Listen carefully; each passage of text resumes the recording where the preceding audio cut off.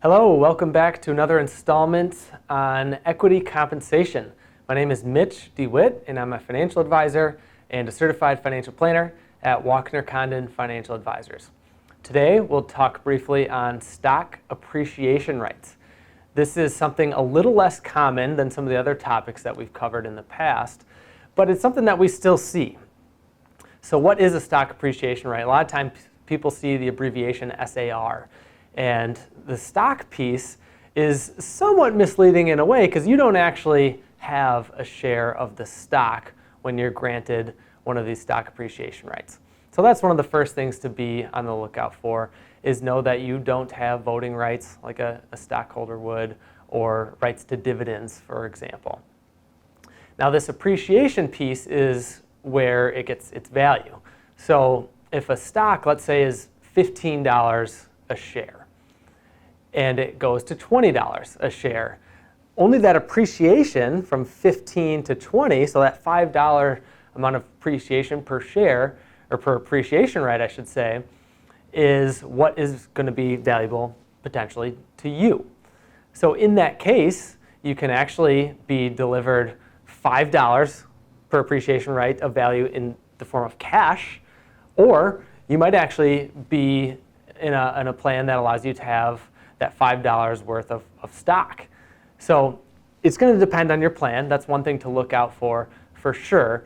But essentially that appreciation is the piece that's going to be valuable to you, and also it's going to be the part that's taxed. So that appreciation is going to be taxed as compensation. So just like you would, it's subject to withholding, Social Security taxes, etc. So that is considered compensation income to you. Now, what's next is if you take that appreciation rights in the form of stock, for example. Then you are actually owning stock, and then from there, it's going to depend on holding period and when you ultimately sell the stock upon disposition. So different tax ramifications in that scenario.